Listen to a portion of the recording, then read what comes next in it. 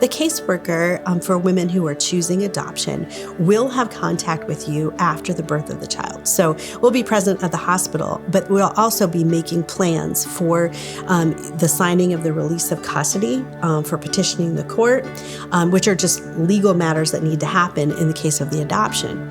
Now, beyond that, the caseworker is also going to offer to continue to see you for as long as that feels important to you. So there's an interesting thing that happens in adoption, and that is we might have a very trusted relationship as a caseworker and a birth mother, but on the day that you're saying goodbye to your newborn, and my face is the one that you remember there. My face may become just a symbol of remembering of a very painful time. And we recognize that that's the case. It doesn't happen in every situation, but it can happen. And it's certainly not something that is going to hurt my feelings if a birth mom says, I probably need to make a connection with someone else who's going to help me walk through this grief of having relinquished my child for adoption. And we have things set in place. We have opportunities for that birth mom to get to know other counselors in order that she might be able to have that awkward stage over. So when it's time to really work on the matters of grief after the adoption has taken place, that we can accommodate that. And again, for others, it has been fine to carry on the relationship with the counselor that they've been seeing for their pregnancy. If you choose to parent, your caseworker can continue to see you for as long as you feel it's beneficial to you. Lots of times by that time frame, you've gotten many things in place in your life and you're feeling much more prepared to parent. However, it can be a benefit also to continue to see that pregnancy counselor for a time, check-ins to see how you're doing, and then also just to provide additional community resources as different things come up for you. You can have that confident relationship with your caseworker for as long as it's beneficial for you. There are many opportunities for parenting information and advice, and one would be obviously with our agency. We'd love to be able to give you one-on-one attention and to provide that for you. We also can point you into directions on resources that are going to be in your community that are more group-led or maybe even online-led education about parenting. And depending on the community you're in, it may be a personal group that we're associated with. But we will have resources for you about parenting, and so you certainly don't need to go it alone, especially as your child ages and new stages bring on new concerns or things that we haven't learned before. We're learning right along with our children as we're learning to be parents. The emotional impact that placing a child for adoption is going to have on a woman is going to be profound. And there's just no getting around that, and nor would I want to, because I think people need to know exactly what they're going to be facing. And so the separation from a child is going to be an enormous grief for a woman.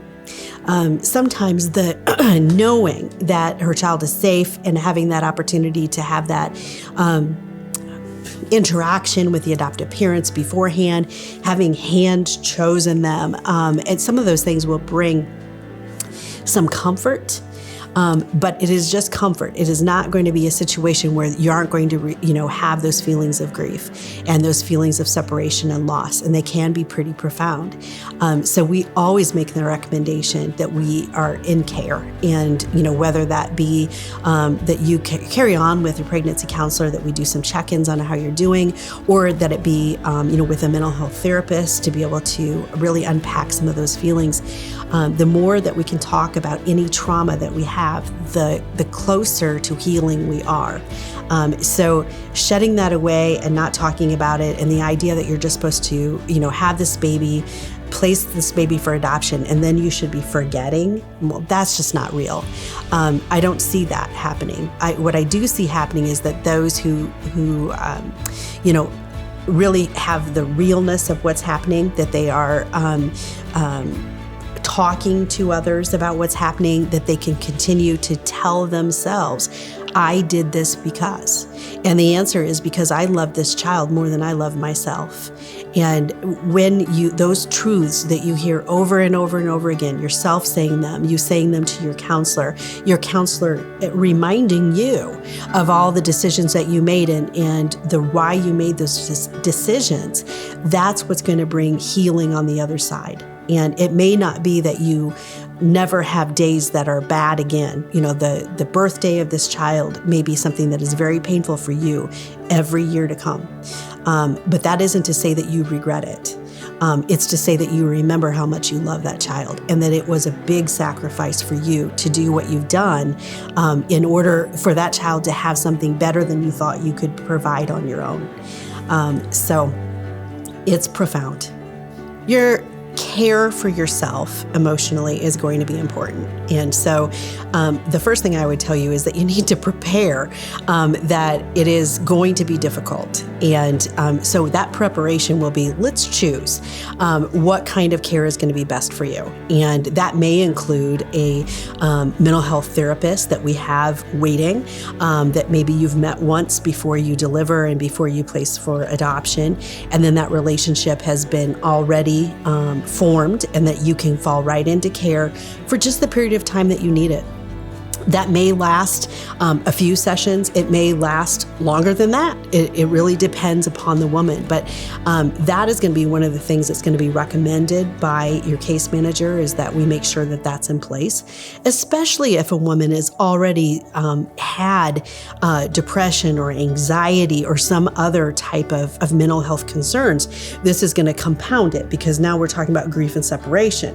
And so we want to make sure that we have all those things sort of set up to make sure that she's going to have the best experience that she can, even though we know it's going to be hard. It won't be an easy situation. There are things we can do to prepare, and there are things that we can do to self-prepare.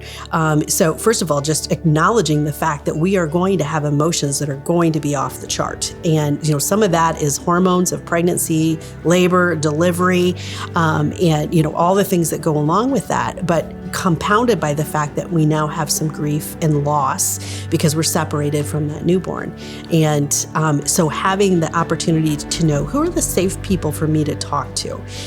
Maybe that is your partner, your parent, a friend. But when I say safe, what I mean is a person who will listen to your grief and not respond by saying, you just need to call and have them bring that child back. Because that can be a reaction that people will have because they don't want to see you in pain. But you yourself know that you made a choice for a reason. And walking through that pain is part of the process that you're going to have to go through in order to make the choice that you felt was best. And so having people in your life that can listen to your pain and sit there in your grief with you, and not have a knee-jerk reaction to say that pain is wrong, and so therefore I need to change this for you. That's going to be really important. So identifying who those safe people are for you, it will be something that we can help do, or we can be that person for you if there isn't someone that in your life already that you want to be that safe person. Here at Many Hearts, we're all about love.